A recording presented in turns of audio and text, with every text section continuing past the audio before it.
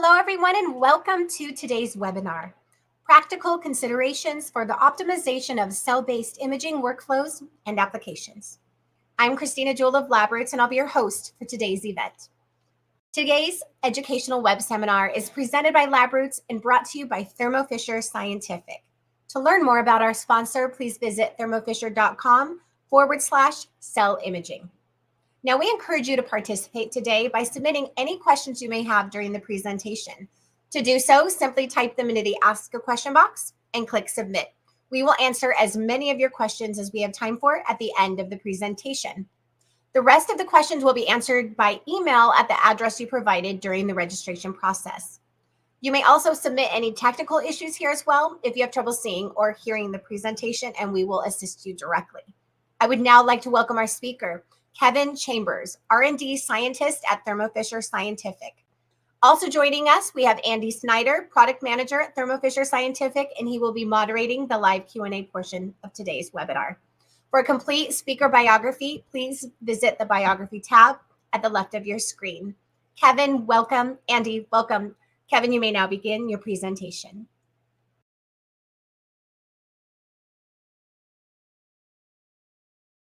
Thank you for the introduction, and thank you for joining me today, everyone, for this webinar titled Practical Considerations for the Optimization of Cell-Based Imaging Workflows and Applications. Today in this webinar, we will cover practical considerations in fluorescence microscopy. We'll talk about the cell health continuum, visualizing cell structure, oxidative stress and cell death, internalization and degradation. We'll go into some high content screening, talking about the cell painting assay, and we'll even touch on some spatial biology made more accessible. So I'm at the Eugene site here at Thermo Fisher, and just due to the history here at the Eugene site, I'd like to start with a quote from the founder of molecular probes, Richard Hoagland. I had the pleasure of working with him long ago. He would always say, one good chemist could keep 10 biologists very busy. And so this is the Invitrogen Molecular Probes Handbook. For a long time, it was the guide for fluorescent probes and labeling technologies. This is the 11th edition, which was published right around 2013. The problem with this book is it's 1,060 pages.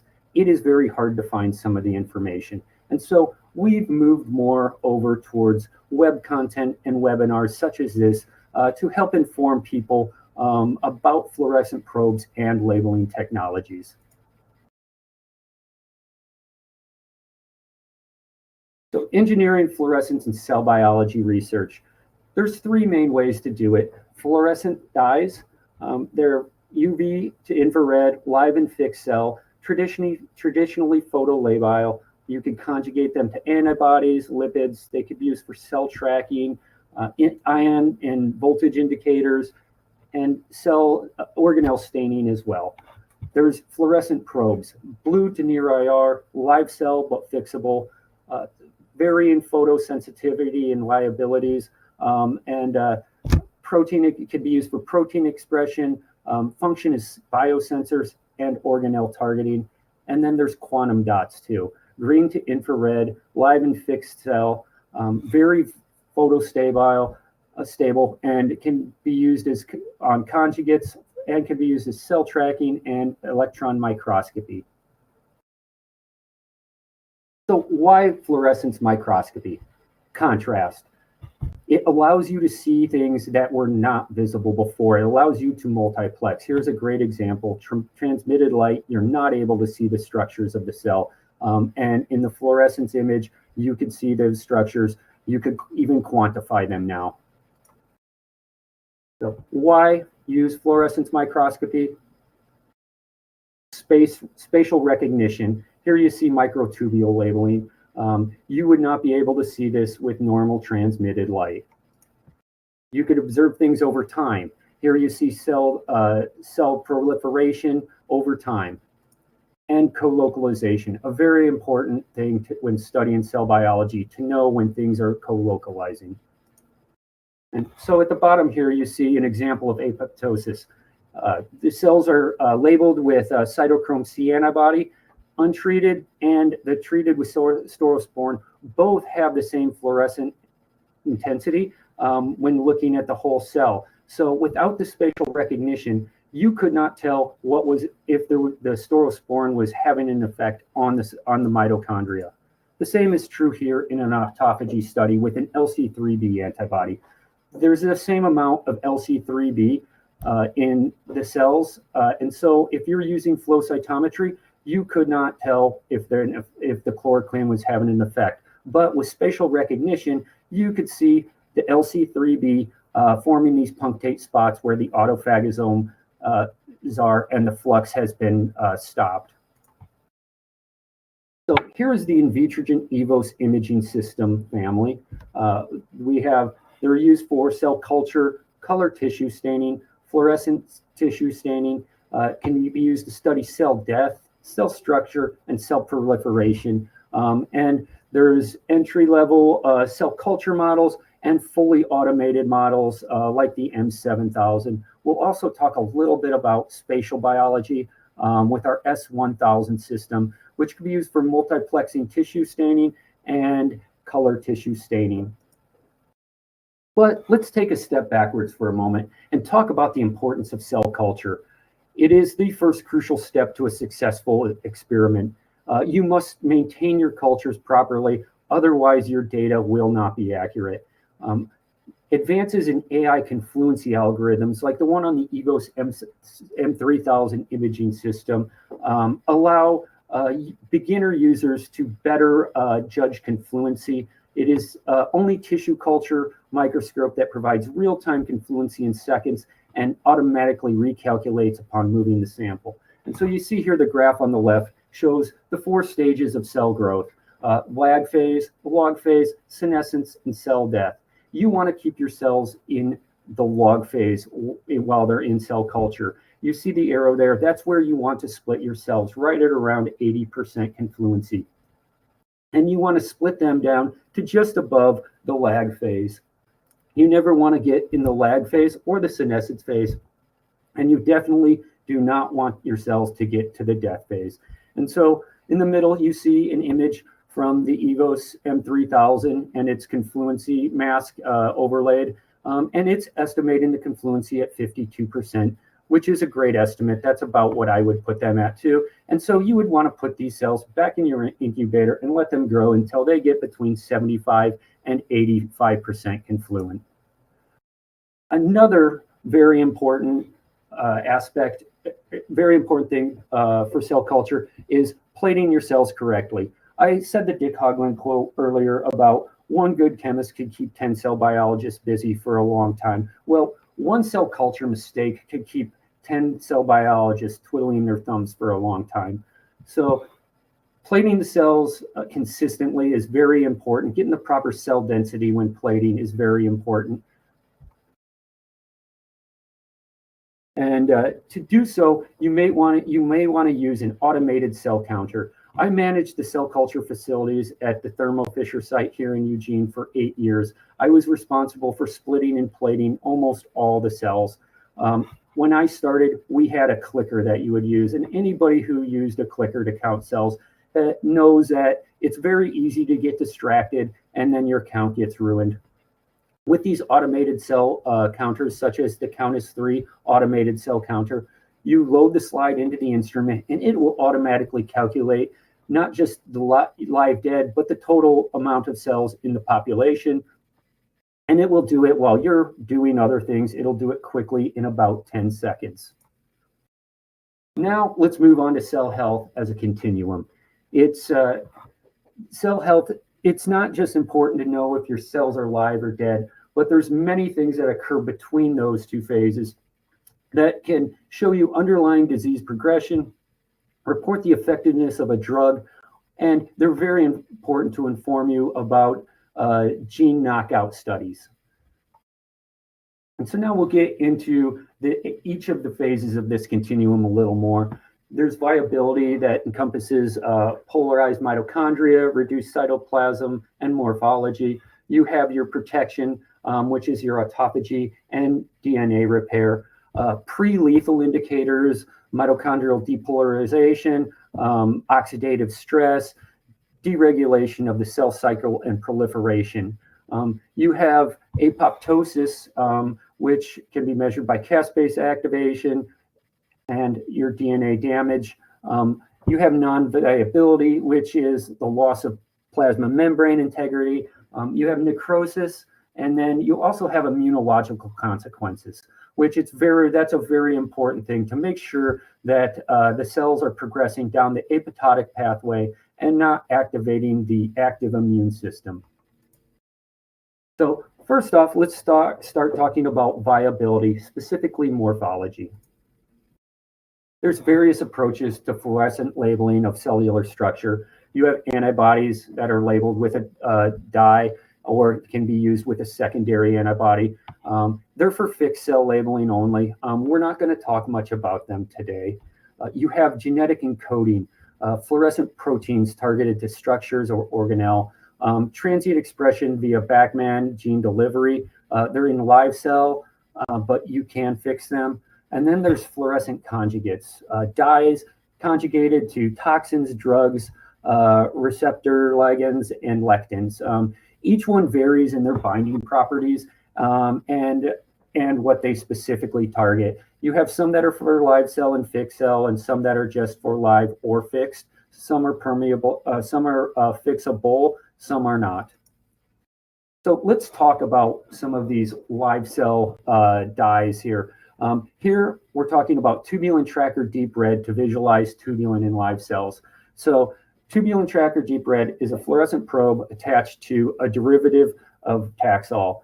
And you can see here down at the Taxol normally will bind to the microtubules and prevent them from their dynamics, so it will prevent cells from dividing. But here you can see with this derivative of it, the cells still will divide normally. You see good spindle formation and good cellular division. And then you see them here in neuronal spheroids, a very delicate cell line, but they still seem to be healthy even with the tubulin tracker on them. It labels in 30 minutes. It's bright and photostable, and low toxicity up to 72 hours, which is excellent. So let's look at some more movies with this tubulin tracker. Here's HeLa cells at 20-minute intervals over 72 hours. You see them progressing through the cell cycle as they should, dividing, nice spindle formation. You can see the cytokinesis occurring there. And now let's move over to mouse hippocampal neurons, a much more sensitive cell type.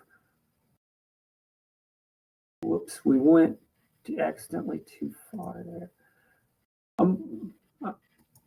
And here you can see neurite outgrowth occurring. The cells appear to be healthy and happy. You can see them grow, the neurite outgrowth growing the way they should with no negative effect from the tubulin tracker. Now, more is not always better. So here we show that using too much of a fluorescent label can cause prolonged cell cycle or even cytotoxicity. We've labeled these cells on the left with 1 micromolar tubulin tracker, and you can see they're not progressing through the cell cycle. They're in fact dying. And then with 0.1 micromolar, you can see that they're progressing through the cell cycle as they normally would. They're also labeled with an RFP targeted to H2B in the nucleus. With all experiments, it is crucial that you optimize everything, all the important parameters, the light intensity, the dye concentration, and the imaging mode. All important things to take into consideration. So now let's move into talking about landmarking cellular structures with a fluorescent protein. We use insect baculovirus with a strong mammalian promoter to do this. They're easy to use, just add to cells. They're titratable, non-toxic to cells. They're BSL-1. They don't replicate in mammalian cells, which is great. That's one possible disadvantage of, say, an adenovirus or lentivirus, which could be used for this. They also transduce hard to transfect cells like primary cells and stem cells and neurons. Here you see the list of cell-like products that we have. available, and a lot of different ones for many different structures. So let's visualize some of this in action. Cytoskeletal dynamics for extended period of time with fluorescent proteins. Here you see just the membrane ruffling that occurs normally for actin, RFP, and tubulin GFP. Now we'll visualize cell division with these. You see the spindle formation occurring, cells proceeding through cell cycle and ending up dividing. Now we'll see it with some drug treatment, in this case nicotazole, which will disrupt the microtubules. You'll see the microtubules start to collapse and fall apart, and the cell will eventually not be able to survive, and it definitely will not divide. And down at the bottom, we've treated them with cytokinesin D, which will disrupt the actin. And you see the actin being perturbed as the cells will eventually die due to this treatment, due to the destruction of the actin. Here's BACMAN expression in primary and iPSC-derived cells. Rat hippocampal neurons on the left here. You can see cell lytes BACMAN GFP control with mitochondrial RFP. You see the GFP control labeling the neurons, and then you also see the mitochondria in the red, and you could actually see the mitochondria being trafficked down some of the neurons. Very cool stuff. And then a close-up, again, the importance of spatial recognition to be able to study something. And here we have cell lytes actin GFP on iPSC-derived cardiomyocytes, and the actin in these cells forms a Z-band pattern. And you can see it moving as the cells contract. Also, we have our GFP tubulin, and you can see the same thing happening in this same cell culture model. We'll talk more about cardiomyocytes in a few slides. But now let's talk about the optimization of cell lytes transduction. It is very important before you experiment to optimize the multiplicity of infection, known as MOI, also called particles per cell. Here on the left, you see an MOI of 40 with cell lytes tubulin GFP. You see nice labeling, and on the right, you see 160 MOI, and you see that the labeling is no longer specific. Too high, and you lose the specific localization of your fluorescent probe, and if it's too low, the expression levels and signal may be inadequate. And an M5000 imaging system is a great system to use when optimizing cell lytes transduction. And M3000 also works well too. So another important thing for monitoring cytoskeletal structure over time is climate control and the ability to find the same place on your plate at different times. And so here we show the EVOS M5000 pin marking feature, where you could mark places on the plate in the software. And here you see in time 0, the red arrows point to dividing cells. You could then put these plates back in the incubator for however long a time you want and pull it out later and be able to find these exact same points. Here you can see after 3 hours, the cells have proceeded through the cell cycle and division, and the one is at the end of cytokinesis, the other has pretty much fully divided. Another way is to have climate control right on your microscope with an on-stage incubator like the EVOS on-stage incubator. And so you here see tubulin GFP, the cells dividing as they should, proceeding through the cell cycle, actually doubling at a very rapid rate as U2OS cells like these will, shows exactly what you want to see during a live cell time lapse. Now let's move on to assessing cell health and death. First, we're going to talk about pre-lethal indicators, such as stress. We're going to mostly focus on oxidative stress. So mitochondrial function is a great pre-lethal indicator of cytotoxicity. Oxidative stress is caused by an increase in reactive oxygen species, or ROS, and the cell's inability to scavenge them. It's implicated in cancer, cardiovascular disease, neurodegenerative disease, and aging. It's also a very, very good measure of cell health and a very good predictor of drug toxicity. And see at the bottom here, you see the schematic of how mitochondrial membrane potential is built up. And here you see basically the way reactive oxygen species are scavenged in the cell. I'm sure many of you have studied this when you were in college, and I bet many of you are still continuing to do experiments around this today. So, improved detection of oxidative stress. Traditionally, reduced fluoresceins have been used to study oxidative stress.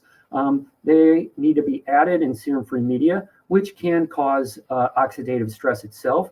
They suffer from high background photooxidation and photo instability. So we've launched our CellRox product line. Here's an example of CellRox Deep Red. Untreated, there's no signal.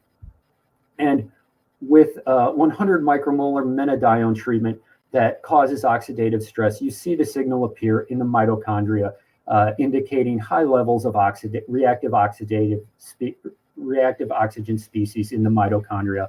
With the addition of TBAP, some of that reactive oxygen species have been scavenged, and so the signal decreases significantly. Down at the bottom, you see a graph that shows the stability over time of the CellRox Deep Red compared to a traditional reduced fluorescein. And on the right, you see that the CellRox Deep Red is fixable. It'll retain signal for at least 2 hours. Now let's move on to some more time-lapse imaging, specifically around mitochondrial function and oxidative stress. For this, we're going to use our tetramethylrhodamine, TMRM. It's a mitochondrial membrane potential indicator, and our CellRox Green reagent. CellRox Green performs slightly different than the CellRox Deep Red in that it doesn't just fluoresce due to when it encounters oxidation. It must also bind to DNA, nucleic acids. And so that's why you see the signal localized to the green to the nucleus as the green starts to appear. It has to bind to that DNA in order to activate. Now, let's talk about a different kind of stress. The stress that's occurred when an organism triggers the fight or flight response and releases massive amounts of adrenaline. This is also another form of stress. Here we're going to look at the calcium flux in iPSC-derived cardiomyocytes, and we're going to measure the calcium flux with Flow4 calcium imaging kit. And you see the baseline at the left here, where the cells are the cardiomyocytes are contracting at the normal rate they would. And here we add 10 micromolar norepinephrine, and you can see the rate has almost doubled for the contractions as measured by the calcium flux from Flow4.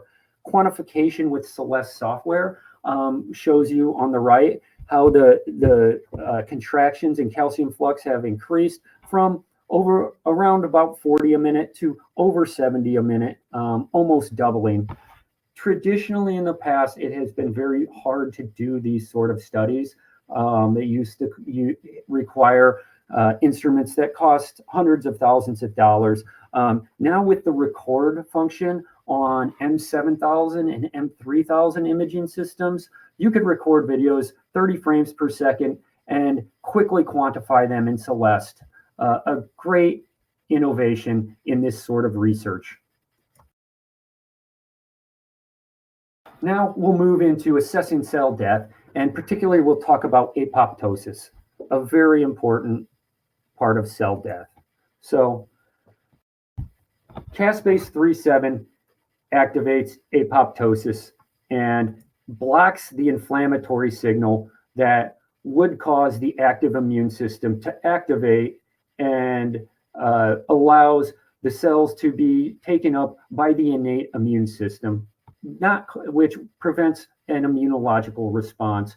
Caspase 3/7 is activated by caspase 8 and caspase 9.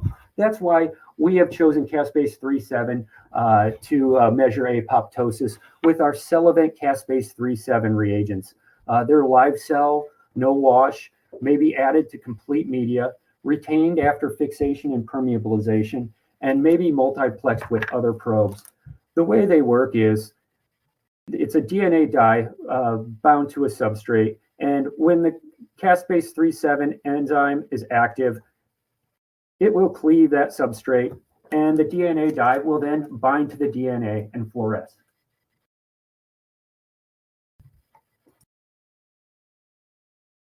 So let's look at caspase 3,7 with our TMRM mitochondrial membrane potential indicator. Here you see, as mitochondrial membrane potential is lost, the caspase 3,7 green gets activated, and you see the green signal appear, indicating that the cells are in fact progressing through the apoptotic pathway like you would want. Now we'll show the caspase red 3,7 with another cell health indicator dye, calcine AM, widely used to indicate cell health. Healthy cells will show the green signal, and as cell health decreases, that green signal will go away. And as it does, you see caspase 3,7 being activated, indicating that in fact apoptosis is occurring. Great way to study apoptosis. Really needs an on-stage incubator to generate movies like this. This one was done on the M7000 with its on-stage incubator. You could also assess apoptosis and mitochondrial function in 3D models. Here we have spheroids for A549s and HeLa cells, each on their own half of the plate. And we've done a dose-response treatment for niclosamide. We've then added cell event green, caspase 3,7, and mitotracker orange. Mitotracker orange is another mitochondrial membrane indicator. And as you can see, with the increase of the niclosamide treatment, the mitochondrial membrane potential falls off, and the cell event caspase 3,7 is activated as the concentration increases. Now we'll move into fluorescent dye-based cell tracking for imaging. Very important for studying numerous biological events. Here we have cell tracker deep red with cell event caspase 3,7 in an angiogenesis experiment. Huvex cells plated on a 3D matrix begin to differentiate and form pseudovascular structures. You could see the cells that are not differentiating, inducing apoptosis in green as they induce apoptosis. And here, cell tracker red probe for visualizing the wound healing. Human dermal fibroblast cells were grown into a monolayer, and then an experimentally introduced scratch wound was put in them. And then over 48 hours, they migrate and divide and fill in the wound. Another need for on-stage incubator. We could quantify this on the Celeste imaging software. Here, we'll show a real-world application of these cell tracking dyes and the need for automation and climate control when studying them. So here we are studying the effects of PI3 kinase inhibition on human dermal fibroblast wound healing. The top row, you have the vehicle, and you can see over the 32 hours, the wound is filling in as it should. Below that, you have 25 nanomolar warp-mannan, a PI3 kinase inhibitor. And you can see from the quantification with the Celeste software, it does not heal in nearly as well as the vehicle does. And 250 nanomolar warp-mannan does not heal at all. The wound has barely changed. And to do these sort of studies, you really need a scan, stitch, and tiling function like on the M7000 so that you could visualize the entirety of the wound so you could quantify it. Now let's look at cell tracker deep red in a natural killer cell ADCC assay in SKBR3 spheroids. So we've also added cell event caspase 3,7 for apoptosis and nuke blue live to identify the SKBR3 cells. And so SKBR3 cells are HER2 positive, and so we've used trastuzumab, which is an antibody targeting the HER2 receptor on the surface of these cells. And so on the left, there's no NK cells and no trastuzumab. In the middle, you see NK cells added, and the amount of apoptosis increases significantly. But then when you add in the trastuzumab, you see significant increase in apoptosis. The spheroid is being destroyed, showing that the natural killer cells are doing what their namesake says. We'll now move on to immunological consequence. Specifically, we'll be studying phagocytosis. So we use a pH fluorogenic sensor to detect internalization at the cellular level. And on the far left here, you see our Frodo conjugate, rhodamine, pH-sensitive rhodamine dye attached to a bioparticles conjugate. And as it has no signal at pH, at normal cellular pH, but when it's internalized, the pH decreases, and the signal appears. And here in endocytosis next to it, we've attached it to a dextran, and this shows it progressing through the endosome into the lysosome, the signal getting brighter as the pH decreases with each step from early endosome to late endosome and lysosome. And then next to that, we've shown it attached to a ligand for internalization. And here these ligands will attach to a receptor, be brought into the endosome, late endosome. Some of them will be brought to the lysosome. Others are sent to the recycling pathway. We will touch more about the lysosome pathway and the degradation of proteins in this talk later. You could also use antibody internalization, which behave very similar to the ligands. You could attach a Frodo to them and watch them progress, the signal increase through the early endosome, late endosome. Some will be recycled, and then some to the lysosome.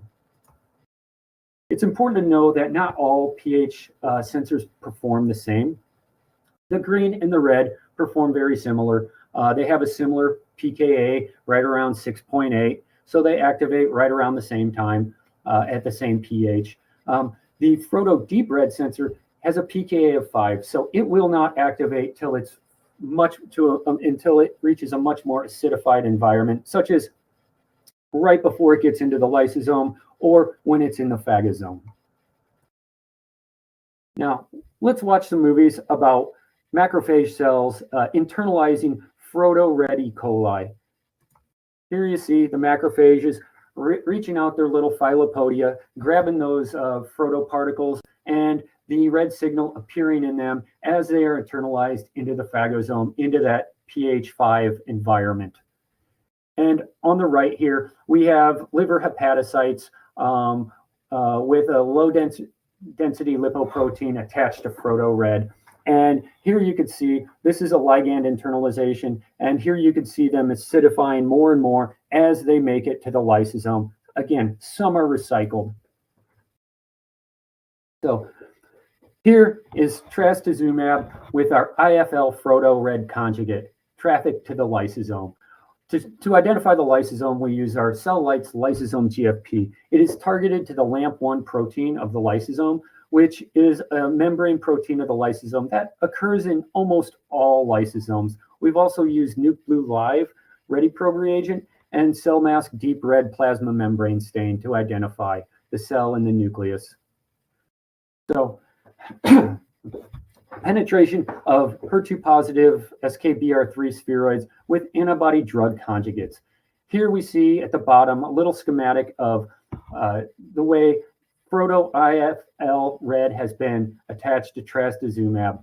We also have the CellEvent caspase 3,7 green sensor in there, showing a couple little spots of apoptosis going on. Now, instead of adding quite so many dyes to this antibody, now we've added a cytotoxic compound that normally would kill cells if you added it to them. This is MMAE in this instance. And when you attach it to this antibody, it will only be internalized by HER2-positive cells, such as the SKBR3 cells in the spheroid. And once internalized, it will cause cytotoxicity, resulting in apoptosis occurring in the cells, as measured by CellEvent caspase 3,7. So But how do you know that your protein is being degraded and not just getting recycled?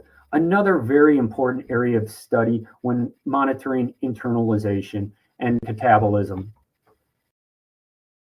So we developed a simple and sensitive amine reactive probe to monitor degradation of antibodies or other proteins. It's LysoLite Deep Red. It's a first-in-class sensor for directly monitoring lysosomal degradation of a protein. And the way it works is the LysoLite Deep Red has no signal while it's attached to its linker, which is in fact cleaved by cathepsin B, which it is in high levels in the lysosome. And so once it gets to the lysosome, cathepsin B will cleave this linker and the lysolite activates and starts to fluoresce. And see on the right here, you see this in use. Trastuzumab LysoLite Deep Red sensor has been cleaved by the cathepsin B and is in the lysosome, which are labeled with our LAMP1 targeted lyso-GFP. So here's an example of cathepsin B inhibition and the effects it has on LysoLite Deep Red. 20 micromolar inhibitor, you see no signal because the cathepsin B is not cleaving the substrate and allowing the lysolite to activate. At 10.2 picomolar inhibition, you see a signal start to appear showing that cathepsin B is still active and cleaving that substrate, letting the LysoLite Deep Red activate. On the left, you see quantification of this, a nice dose response curve for that cathepsin B inhibitor. So let's look at it labeling a different antibody in this case. So here we have two different cell culture models. SKBR3s, a breast cancer cell line that is HER2 positive, and A431s, they are skin cancer, and they are positive for EGFR. Now, trastuzumab will not bind to the EGFR receptor, so it will not be internalized in the A431 cells, but it is internalized by the HER2 positive SKBR3 cells. And so we've also labeled cetuximab, which will target the EGFR receptor and be internalized, which the A431s have that receptor and SKBR3 cells do not. So you see no internalization in the SKBR3s and internalization and signal in the A431 cells. You see no internalization in the control isotype that has neither of those two receptors. And on the right, you see the signal and the signal to noise or signal to background for this experiment. Now let's look at some time lapse every 30 minutes for 67 hours of LysoLite Deep Red conjugated to trastuzumab.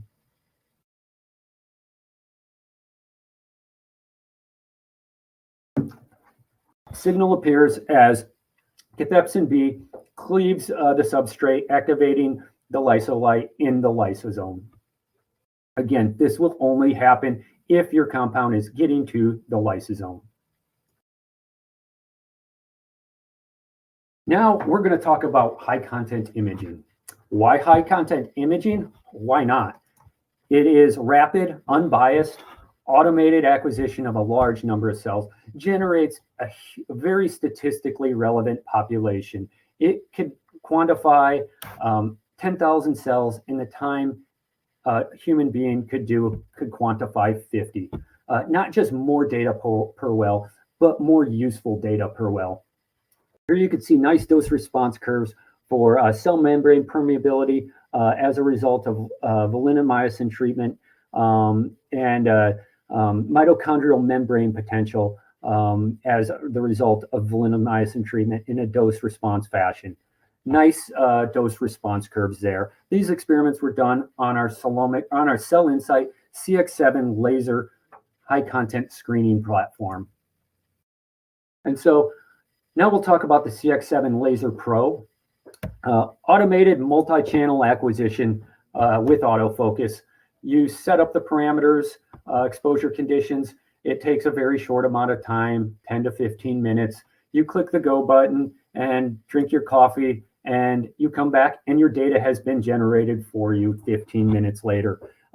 Here is an example of how the quantification works, showing our phalloidin 488 Alexa Fluor targeted to actin, F-actin. You see untreated, nice fibers for the F-actin, and when you treat it with cytoclasin D, they begin to collapse in on each other as the mitochondrial, or as the actin are being disrupted. And here's the real-time quantification. The mean fiber count, the total number of fibers of the actin decreases with the treatment of, in a dose fashion, with treatment of cytoclasin D, and the mean fiber intensity increases. The reason there's this increase in fiber intensity is as the actin is collapsing in together, more fluoropores are condensed into a smaller space, creating a much higher intensity, as you can see in this dose-dependent response to cytoclasin D. So let's talk about cell painting. This is a very, very popular assay right now. It was originally developed at the Broad Institute in Ann Carpenter's lab. Mark Anthony Bray was the lead author on it. This was published in Nature Protocols in August of 2016. It's widely used in pharma and academia. It's great. It has 6 fluorescent probes, 5 channels, 8 cellular components and organelles, and will generate about 1,500 morphological features.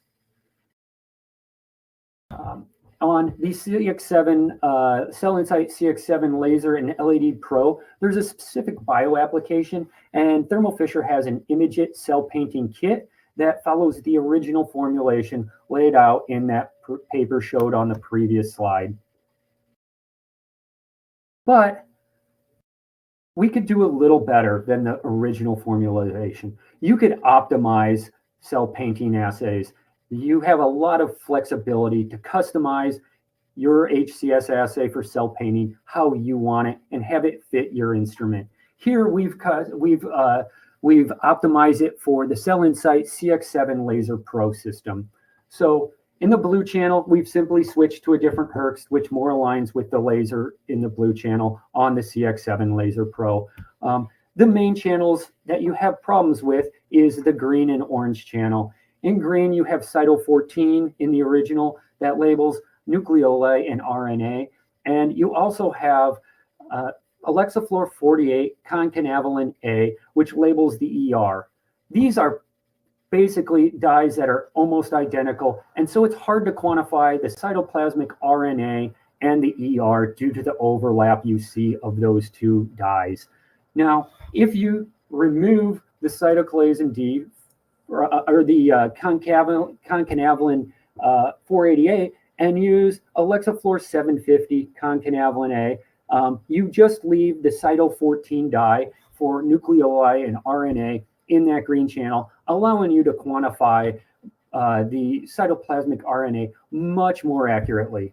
And we've moved the concanavalin over to the 750 near IR channel, which previously was unused. There was nothing in there. And since we have the ability to do near IR, moving it over here allows us to quantify the ER better without have that double labeling of the cytoplasmic RNA. And in the orange channel, we have Golgi plasma membrane staining with wheat germ gluten Alexa Fluor 555. And we also have F-actin labeling with phalloidin Alexa Fluor 568. Two dyes that have very similar spectral characteristics for emission and excitation. So for the optimized version, we've taken the Alexa Fluor 568 phalloidin and changed it to Alexa Fluor 594 phalloidin.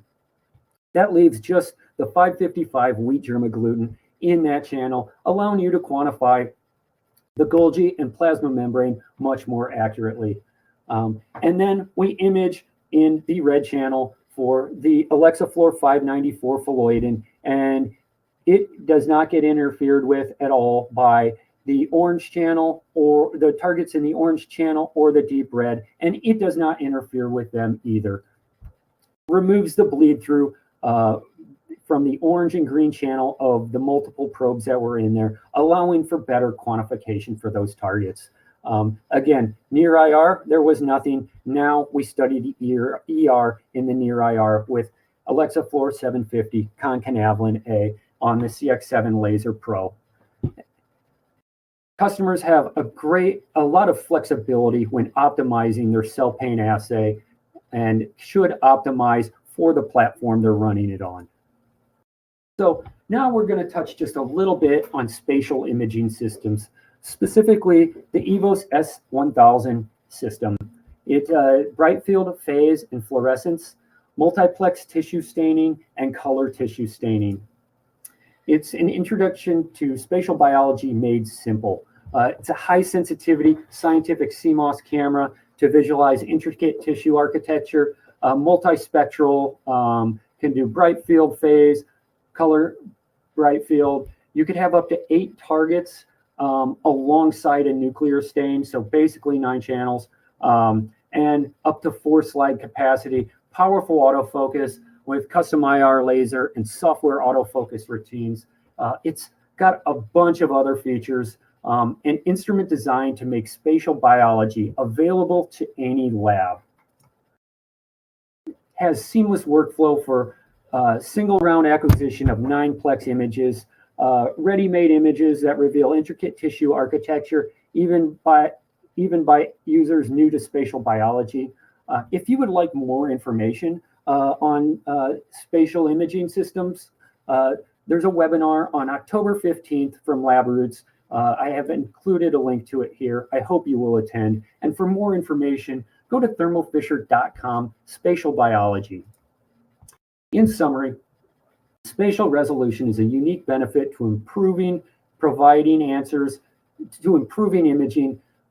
providing answers in biology difficult to achieve otherwise.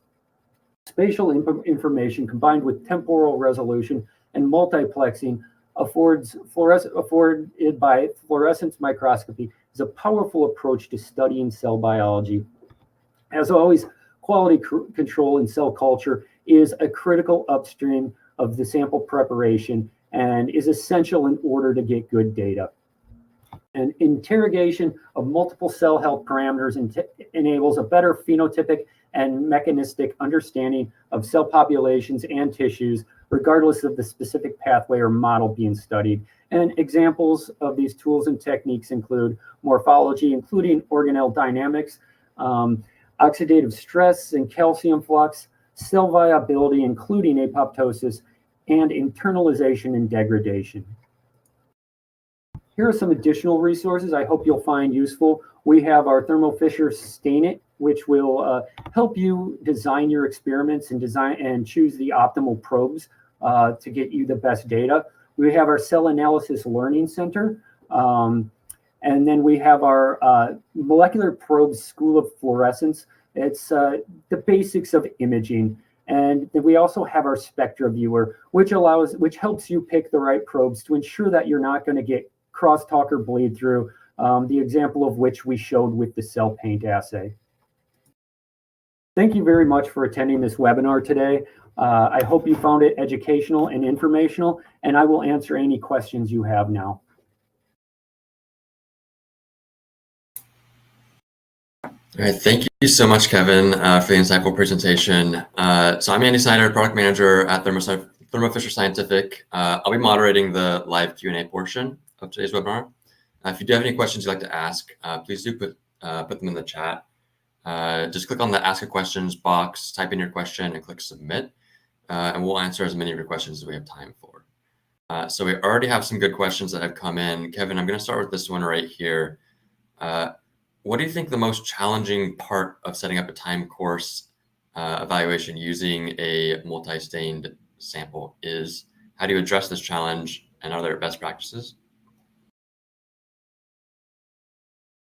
I think one of the most important things is focus on the main parameters that you need to prove for each experiment. Sometimes people overdo it for their time lapses, and add additional dyes that aren't necessary or can be done in additional experiments. So start with a couple probes at a time and focus on that, and then add on the others as you go. And don't oversample or use too high of exposure conditions for your setups, as we talked about for optimizing for every experiment. Great. Follow-up question: Are there any guidelines to labeling and detection in live 3D models? That's a little bit tougher. Like we talked about, if you over-label, there could be a negative effect. So getting the dye to penetrate inside into the spheroid is the tougher point. So you might want to try longer incubation times with a little less or more optimization for the dye concentration to make sure you're not getting over labeling on the outside of the spheroid, but still getting good penetration to the inside of the spheroid. Okay, thank you. Here's another question. Do any of the EVOS imaging systems have the option to capture fluorescence images from all wells of a 96-well plate simultaneously and to provide quantitative estimates of fluorescence intensity in each well? Not simultaneously. That would be more something along the lines. Could you repeat that question one time? So do any of the EVOS imaging systems have the option to capture fluorescence images from a 96-well plate simultaneously and then provide quantitative estimates of the fluorescence intensity in each well? So the M7000 has a scan feature that allows you to scan every well of the entire plate. It's not simultaneously. There's not many instruments that could do everything at the exact same time, but it does it very rapidly, the same way most instruments do. And there is quantification that can be set up on the Celeste software. But it cannot be for EVOS in real time with the Celeste software. You have to do the quantification afterwards. Thanks. Another question: if I need to fix and permeabilize my samples, what are the best organelle stain alternatives to probes that are not fixable? Anytime you're fixing and permeabilizing your samples, a good thing to do if you're really wanting to look at organelles is use a antibody staining afterwards. They are always used after fixation and are one of the most reliable ways to stain organelles and proteins. Okay. Sort of a high-level question here. Where do you see high-content analysis going compared to more traditional automated microscopy applications? Are they set to sort of meet in the middle? Yeah, I would say yes. You're always going to have a variation in the capabilities of the instrument and the analysis software, but I believe they'll start going, and they already have, as you get automation on more basic systems and better quantification software. It's definitely going to meet in the middle somewhere. That's kind of a tough question. Just when will it meet? There's always going to be a need for both of them, though. Okay, thank you. Do you have any recommendations for live cell plasma membrane stains that have been validated on multiple layers of cells or large pluripotent stem cell colonies? That is a tough one because there's a variety of plasma membrane stains. Wheat germ gluten is a good example of one. And then other whole cell stains. But one that is optimized and that I would recommend the best for a multi-layer, I cannot give you that exact recommendation right now. But please check out our resources, call our Tech Assist Center, and they will hopefully be able to help you in the right direction. Multi-layer tissue staining or stem cell cultures like you're talking about they're very tough. You have to have the right instrument that could do confocal and have the right stains on them. Thank you. Can I perform cell painting with combinations of probes that are different than those in the Broad Institute's publication or the Invitrogen ImageIt cell painting kit? Yeah, that's what we showed in the one of the slides for the cell paint assay, and that's something we're working on to help everybody out a little better, to give them a guideline on how they could optimize cell paint for their own instrument, for their own needs. You could switch in anything you want into any of those channels as long as it's not cross-contaminating with the others. That's why we encourage you to move into the near IR channel for your new probes and stuff like that, because it's an unused channel right now. So take advantage of it. And then antibody labeling is another way you could also do that too. It adds a step that is not part of the normal cell painting assay. One of the nice things about cell painting is it's very quick and easy. Antibody labeling will add about another hour or a few hours to your actual staining of the plate. But there is a great flexibility with the cell painting kit or just the cell painting assay in general. And we'll be putting out more information on that in the future. Great, thank you. We do have a few questions left. I just want to remind everyone, if you do have a question, please put it in the Q&A chat. We can get to it. We should have enough. This next one, can viability probes that rely upon compromise of the plasma membrane during cell death differentiate between necrosis, apoptosis, and other cell death pathways? No, you need to use specific sensors to identify those pathways.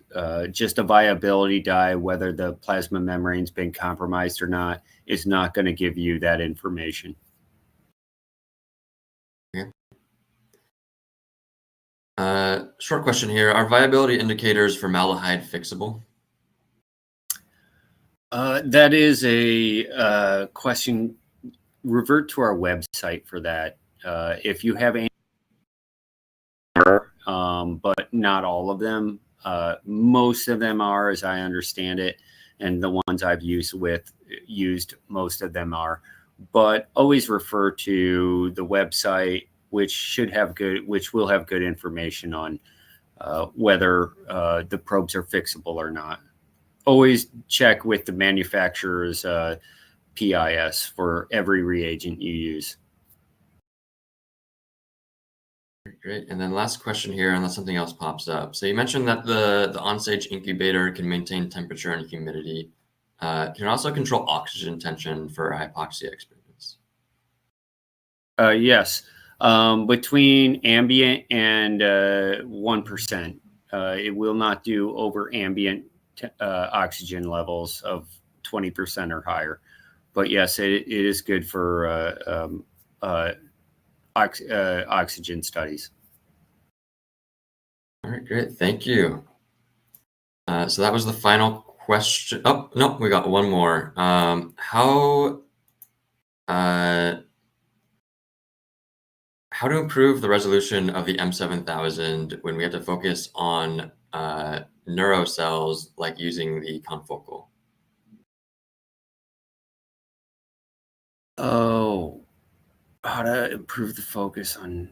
I would try a Z-stack is always preferable. But that's something that maybe talk to our tech assist offline to optimize for that specific experiment. Try a Z-stack though. We don't have confocal on the M7000, so that does limit it. a little bit, but talk to our tech assist about that. All right, thank you. So this will conclude our session for today. Thank you so much for your participation. I hope you enjoyed the presentation, and we hope to see you again for our next webinar. So I'd like to bring back our host, Christy, just to close us out. Kevin, Andy, thank you so much for this delightful webinar. As always, it's such a privilege to work with our friends here at Thermo Fisher Scientific. Now, before we go, I do want to thank our audience for joining us today and for their interesting questions. Questions that come in during the on-demand period, they will be addressed by our speakers via the email address you provided at the time of registration. Today's webcast can be viewed on demand, and Laborats will send you an email when it's available for replay. We encourage you to share that with your friends and your colleagues who may have missed today's live event. Kevin, Andy, thank you again for joining us and for your insightful information. This is great. Until next time, friends, take care. Have a great day. Bye-bye.